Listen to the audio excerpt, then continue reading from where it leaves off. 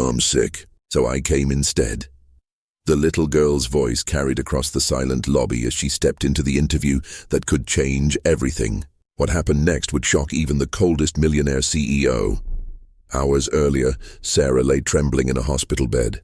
The phone pressed to her ear slipped slightly as her weak voice cracked. I'm so sorry. I've been preparing for this interview. I wanted to be there, but I'm in the hospital right now."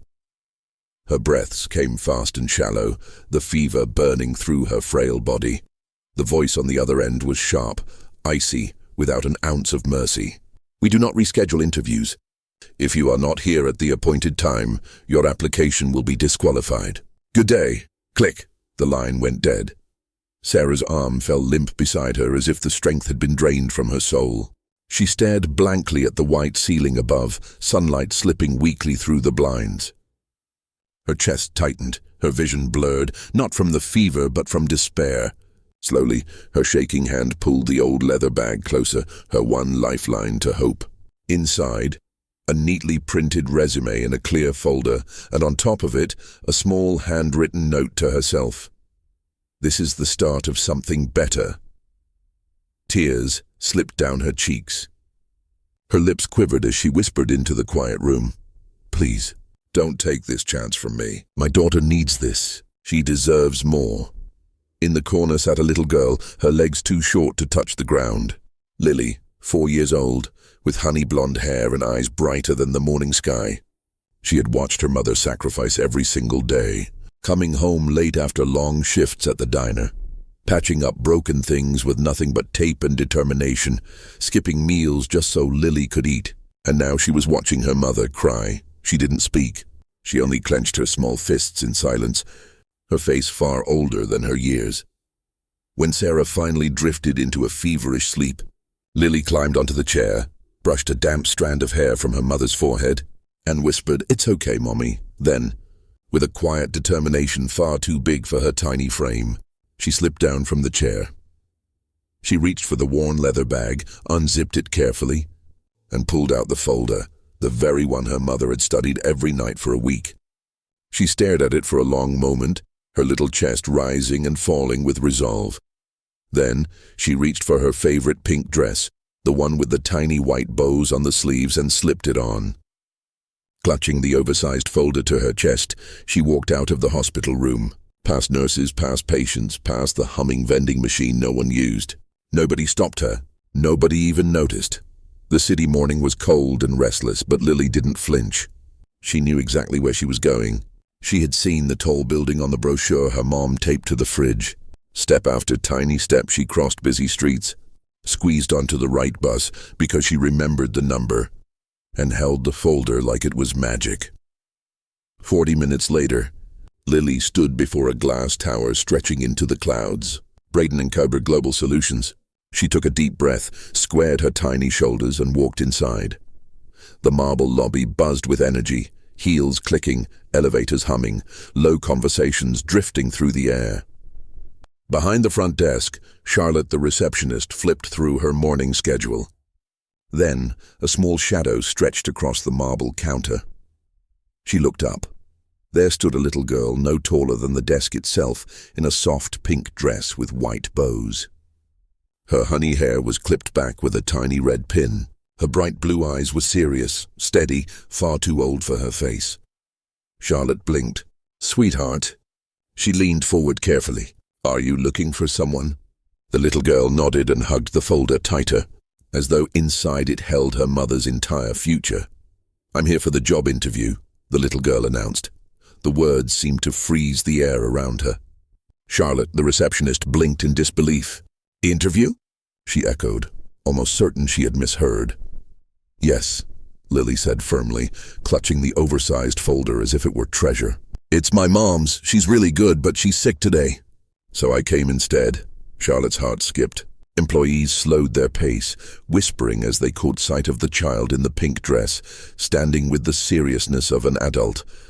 "What's your name, sweetheart?" Charlotte asked gently. "Lily. And my mom's name is Sarah Parker." Charlotte glanced at her schedule. There it was. Sarah Parker, 9:00 a.m. interview, the very last slot. Charlotte hesitated, then pressed her earpiece. Lena, could you tell Mr. Braden to come down?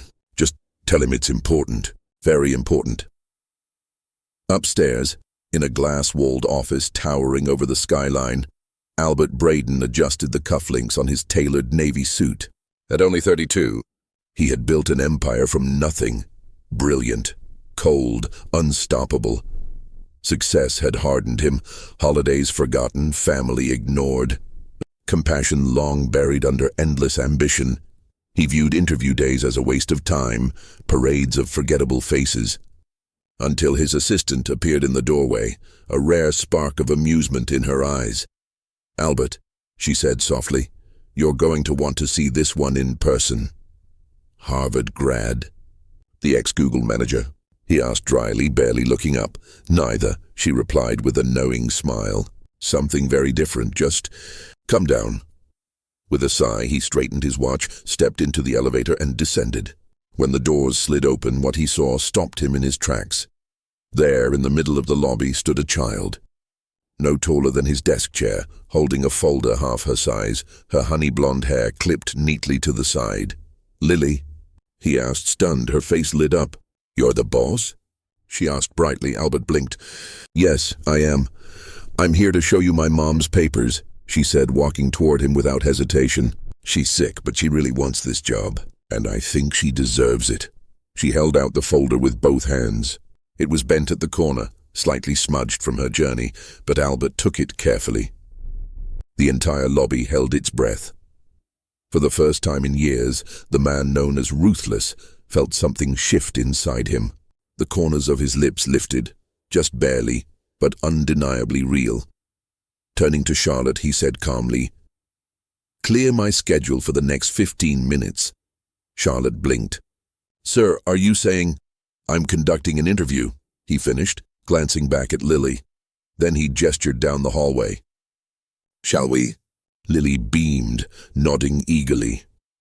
Inside the conference room, Albert pulled out a chair nearly twice her size. She climbed up with determination, placing her little feet on the bar beneath, while he opened the folder and scanned the resume. "So, Lily," he asked gently, "tell me why your mother wants to work here." Lily leaned forward, her voice clear and honest. "Mama works really hard. She doesn't buy things for herself. She always saves for me. She wants a job that's not just cleaning or waiting tables. She says she wants to use her brain again." Albert stilled, his jaw tightening. "She even went to college," Lily added softly. "But she had to stop. Because of me." The CEO's eyes flicked back to the resume, this time reading more carefully. Then looking at her again, he asked, "And you think she would do well here?" Lily nodded earnestly. "She's smart. She's kind. She always helps people." Silence lingered in the room. Finally, Albert asked, "And why did you come today, Lily?" She smiled. "Because Mama was really sad when she hung up the phone. She said she wanted to give me a better life. So I came to help." For the first time in years, Albert's hardened expression softened. Not much, but enough for anyone watching to know something inside him had shifted. He closed the folder gently, folded his hands, and gave her the faintest but truest of smiles. "Well then," he said quietly, "let us begin the interview." "And sometimes," Lily continued, her little voice steady, "she's a waitress. Sometimes she delivers food to people's doors. She almost never gets to sit down." Albert frowned slightly, his eyes fixed on her, silently urging her to go on. "She never buys anything for herself," Lily added, lowering her gaze, "even when her shoes have holes. She just says, 'No, these are still good,' and then she buys me new ones instead." Albert's eyes drifted down to the girl's sneakers, small white ones with glittery silver stars. "Brand new, clean." His chest tightened. "She always puts me first," Lily whispered, her voice softening. "Every time." The room fell into silence. Outside, the city roared with traffic, but in here the thick glass muted everything. In that stillness, Albert felt something shift inside him. Something he hadn't felt in years. "Did your mom go to college?" he asked gently. Lily nodded. "She did. She loved learning. But she couldn't finish. She had me." Albert's breath caught, his jaw clenching as he leaned back in his chair. "She told me she didn't regret it. Lily said, her eyes bright. She says I'm her favorite reason to stop anything. The words landed with a weight that silence could barely hold. Pure, simple, unshakable. Albert closed the folder slowly. He could see it clearly now. A young woman, ambitious and determined, suddenly left with a baby, no partner, no family to catch her when the world collapsed. And instead of running, she stayed. She sacrificed everything, even her own future, to give that baby a life. That kind of strength didn't fit neatly into a resume. "And what do you want for your mom, Lily?" he asked, his voice quieter than before. Lily tilted her head, thinking hard. "I want her to be happy," she said finally. "She's always tired, but she smiles when I draw her pictures, or when we watch cartoons. I think she just needs a break." She paused, then looked up at him with those wide, ocean blue eyes. "Mama doesn't need a lot of money," she added earnestly. "She just wants a job that lets her buy ice cream every weekend." Albert froze.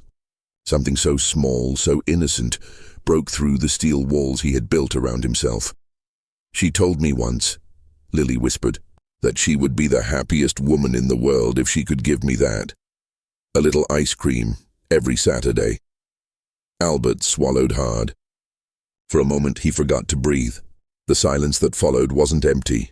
It was reverent. Lily's legs swung idly from her chair, waiting. Finally, Albert leaned forward, setting the folder gently on the table. "Lily," he said softly, "I've interviewed a lot of people in this room, but no one has ever said anything that mattered quite like what you just told me." She tilted her head, not fully understanding, but smiling anyway. "I think," Albert continued slowly, his words deliberate, "your mother might be exactly the kind of person we need." Her face lit up instantly. "Really?" he nodded. "Really?" Then, almost against his own nature, he added, "And I happen to know a place that serves very good ice cream." Lily beamed. "Mama would love that." For the first time in years, Albert smiled, a real smile that reached all the way to his eyes. For a brief moment, he let himself imagine it. Sarah, not desperate, but confident, walking into this very office, Lily beside her laughing. A life where survival didn't mean sacrifice alone. A life where someone finally stood in their corner. He stood and walked to the door, his voice calm but firm. "Please find out which hospital Sarah Parker was admitted to yesterday," he instructed his assistant.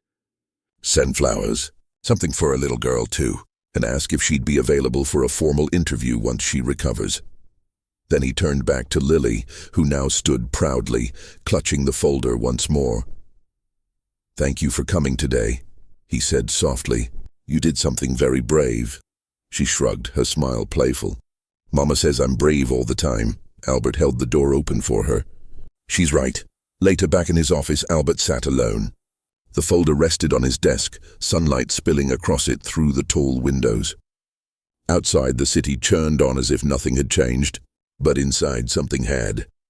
He opened the folder again, not out of duty but out of genuine curiosity. At the top, in neat black letters, Sarah Parker. The resume was simple. Modest titles, ordinary jobs. But woven between the lines was a story of resilience, of grit, of quiet, unbreakable strength. At the top of the resume, Albert saw brilliance, academic achievements stacked one after another. A full scholarship to a respected university, honors as a freshman, president of the student marketing club, peer mentor, professors who had left glowing references. Her GPA alone could have opened doors anywhere, and then, the sudden gap, no degree, no internships. Instead, a stark shift. Waitress, housekeeper, delivery driver, janitor. The kind of jobs that didn't decorate a resume, but did keep a roof over a baby's head. Albert read slowly, absorbing every detail, every sacrifice hidden between the lines. And then his eyes landed on the last page. Beneath the final entry, written in soft ink, slightly slanted, was a single sentence. Not dramatic, not pleading. "I'm not looking for sympathy. I'm only asking for a real chance." He stared at the words. They spoke louder than any cover letter ever could. Albert leaned back, the city skyline stretching endlessly beyond the glass walls. He had built his empire on numbers, logic, data. But this woman, Sarah Parker, was breaking through all of that. Not because of pity, but because of respect. This wasn't desperation. This was resilience. A kind of strength he knew corporations could never measure, yet desperately needed. His voice cut through the silence. "Charlotte." "Yes, sir?" "I need a delivery sent to City General Hospital." A pause. "Of course. What would you like us to send?" Albert stood, walking to a high shelf. He pulled down a small gift box, wrapped neatly in cream paper with a satin bow, something he'd bought years ago for a colleague's newborn, but had never given away. "Have the florist prepare something simple," he added. "Not too grand, just kind. And who should we address it to?" He hesitated, then said softly, "Sarah Parker." "And the message?" Albert looked back at the resume, his voice low. "To the strongest woman I have yet to meet." The next morning, sunlight spilled gently through the blinds of a small hospital room. Sarah stirred, her head aching, her body still weak. But something was different. The air felt calmer, lighter. Turning her head, she froze. On the bedside table sat a small bouquet of wildflowers, arranged in soft pastel colors. Next to it, a neatly wrapped cream box with a satin ribbon. A folded card leaned against the flowers. With trembling fingers, she reached for it. "To the strongest woman I have yet to meet." Her heart skipped. Blinking rapidly, she sat straighter in bed. The note was addressed to her. Carefully, she untied the ribbon and opened the box. Inside was a small pack of chocolate milk and a handwritten card. Nothing extravagant, nothing flashy, but impossibly thoughtful. Her stomach dropped. "Lily." Sarah fumbled for her phone, panic tightening in her chest. She'd been too weak to stay awake last night. What had her little girl done? Her hands shook as she dialed the number printed on the company brochure she'd kept in her bag. A calm, female voice answered. "Braden & Co., this is Charlotte speaking." Hi. Hello.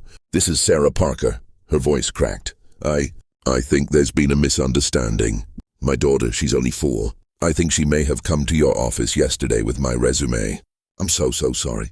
She didn't mean any harm, she just..." Charlotte chuckled softly on the other end. "Miss Parker, no need to worry. In fact, your daughter may be the bravest person to ever walk into our lobby." Sarah froze. "What?" "Our CEO was very impressed," Charlotte continued warmly. Sarah's breath caught. "Your CEO?" "Yes," Charlotte said. "And he'd like to meet you. Formally this time, if you're feeling better. He's cleared time for you this afternoon." Sarah clutched the phone tighter.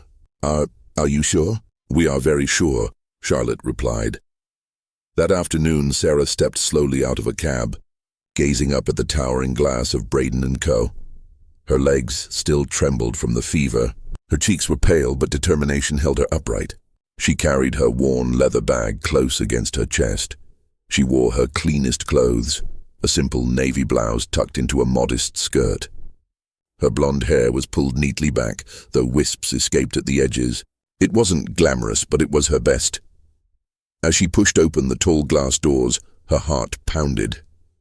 Inside, Charlotte greeted her with a kind smile. "Miss Parker, welcome back. He's expecting you." Sarah nodded nervously, forcing her trembling lips into the faintest smile. She followed Charlotte down quiet hallways into the elevator. The lift hummed upward, its silence pressing on her chest. Fear. Hope. Years of both seemed to ride with her. When the doors finally slid open, her life was about to change. The elevator doors slid open to the top floor. Charlotte stepped aside with a smile. "He's in there." Sarah's pulse hammered in her ears as she pushed the heavy glass door. The office was vast, sunlight flooding through tall windows. At the far end, near a sleek glass desk, stood a man with dark hair and an aura of control. Albert Braden. He looked up, then to her surprise smiled.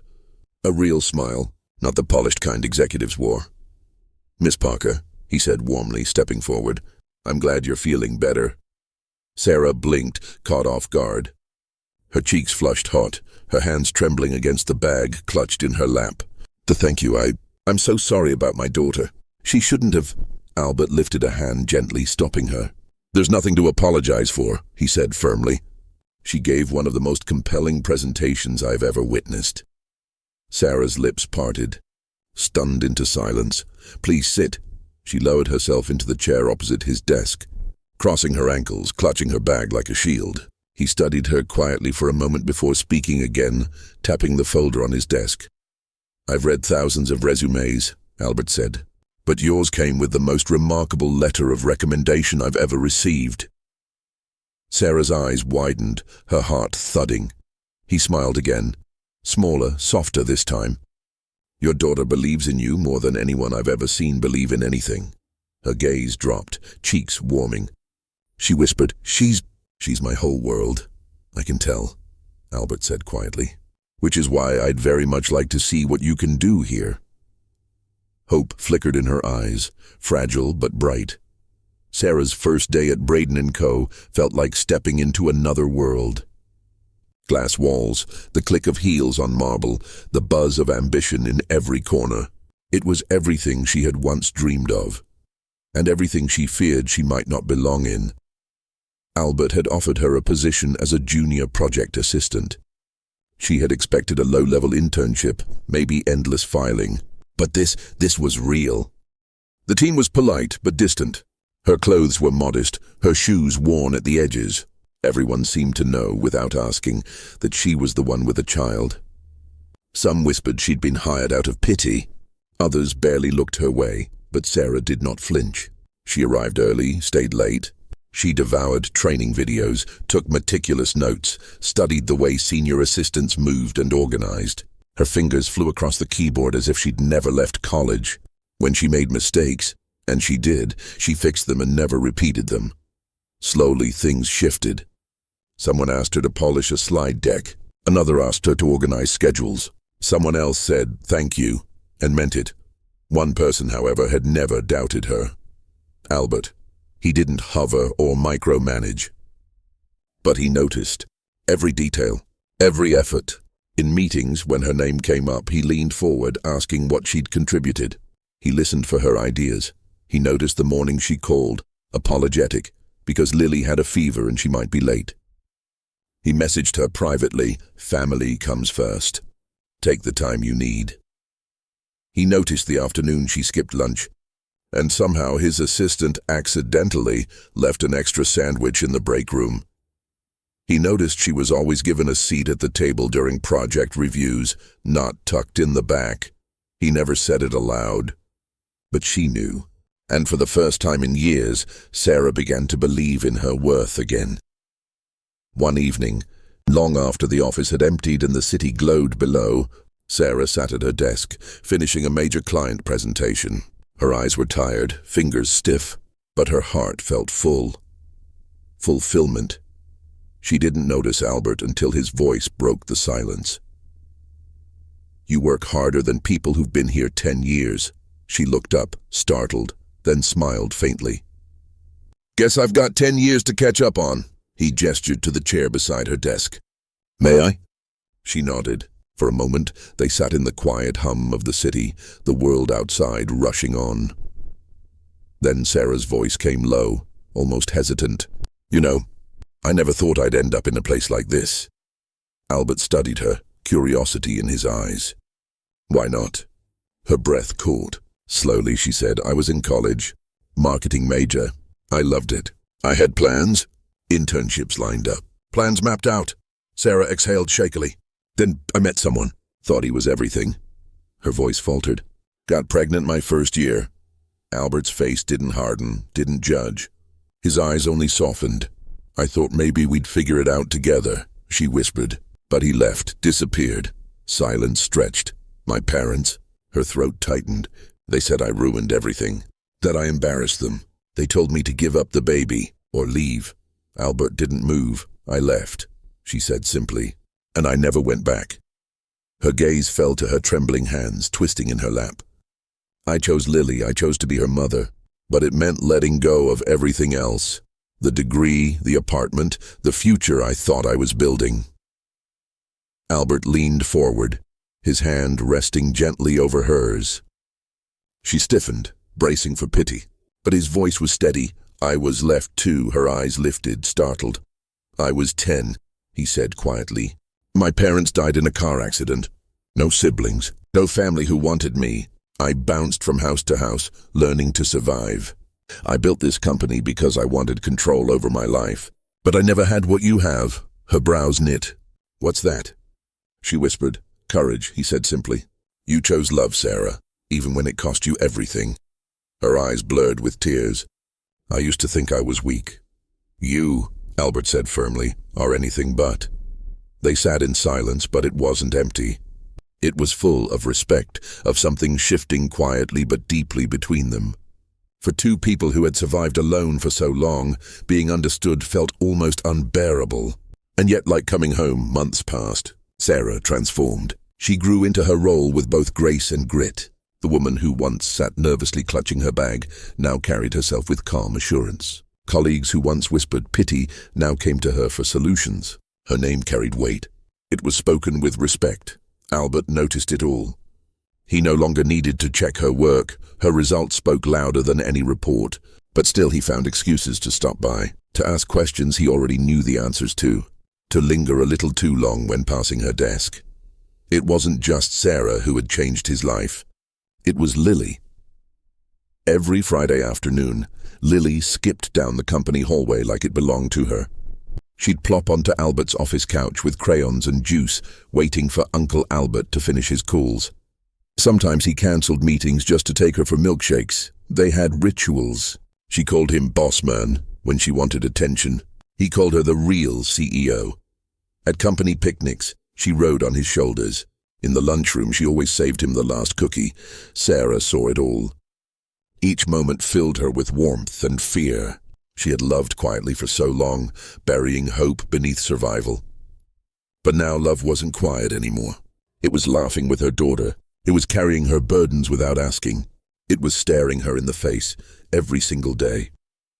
One evening, the three of them sat in Albert's office long after hours. Lily curled in the corner with her juice box, humming as she colored. Sarah and Albert leaned over a laptop, finishing a project recap. Laughter flowed easily between them, the kind of laughter that only came from people who had seen each other's scars and chosen to stay anyway. When the work was done, Sarah leaned back, stretching. She's tired, she murmured, glancing at Lily. Albert followed her gaze. We can carry her down, Sarah smiled, standing to grab her daughter's bag. But before she could, a small voice stopped her. Mommy. Sarah turned. Can I? Lily's voice was soft, uncertain. Can I call Uncle Albert Daddy? The world froze. The bag slipped slightly from Sarah's fingers. Albert's body stilled. Lily looked up, innocent and sincere. Because he always picks me up and brings me ice cream. And he reads to me like you do. And he makes you smile. Sarah's eyes filled instantly. Her breath caught, not from shock but from truth. Because deep down, she had already known. She had seen it in the way Albert looked at Lily like she was the most important person in the world. In how he spoke to Sarah like she belonged. In the safety she felt, unspoken in his presence. This man, who had once built walls of steel around himself, had let them in. And somehow, without trying, they had built something neither expected. Family. Sarah knelt in front of Lily, her voice trembling. You can call him whatever feels right, baby. Then, heart-pounding, she turned toward Albert, terrified of what she might see. But he was already moving. Already crossing the room. Already lowering himself to their level. Albert lowered himself beside them, his eyes soft, steady. He looked at Lily first, then Sarah. His voice was low, certain. I would be honored. Sarah broke. Tears streamed freely, not from fear, not even relief, but from something deeper. Belonging. For the first time, she wasn't standing on the outside looking in.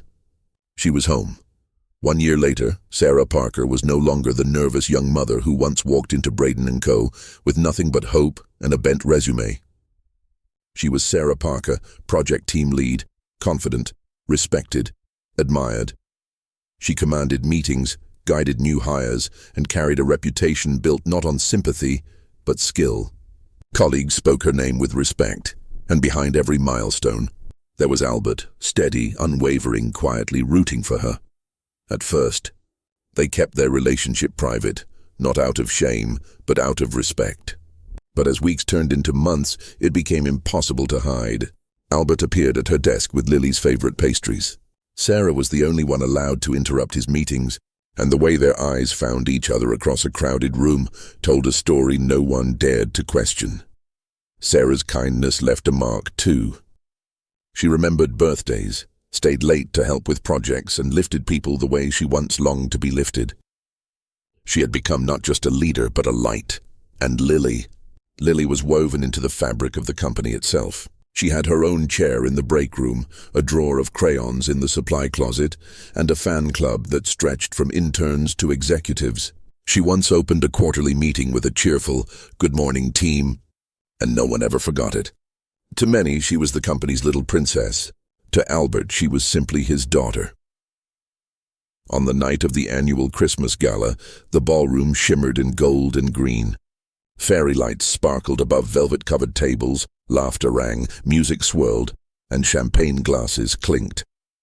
By the grand tree, Sarah stood in a deep blue gown, radiant with quiet grace. Lily twirled nearby, her silver shoes flashing, laughter spilling like bells, and just a few feet away Albert stood in black tie, watching them both with a smile unlike the one he once wore. This smile was different, warm, unguarded, deeply content. Later that night a glass clinked. The room fell silent as Albert stepped forward. "I know this is the time of year when we usually talk numbers, growth and goals," he began, his eyes flicking toward Sarah, soft with unspoken meaning. "But tonight I want to talk about something else, something that changed my life." He looked toward Lily, who now had frosting on her cheeks from 2 stolen cookies. "A year ago, I received the most unusual job application I'd ever seen," Albert said, smiling. It was hand-delivered by someone about 3 feet tall, wearing a pink dress, carrying a resume twice her size. The room erupted with laughter. Sarah covered her face, already blinking back tears. Albert's tone softened, his voice catching slightly. "That little girl walked into my office with no fear. She looked me straight in the eye, and in that moment, she brought more than a resume.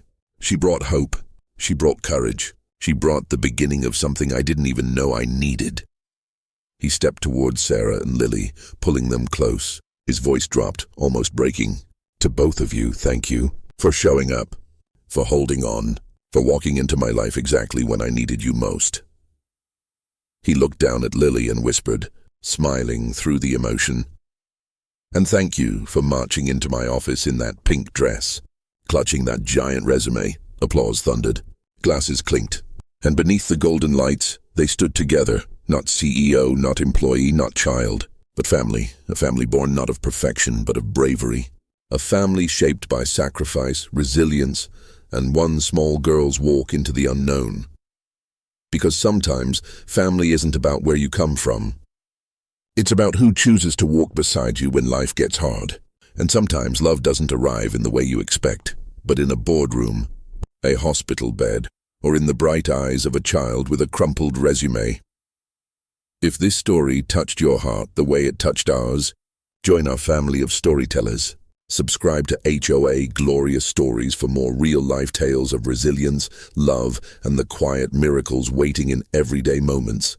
Until next time, keep your heart open, because you never know what story might walk into your life.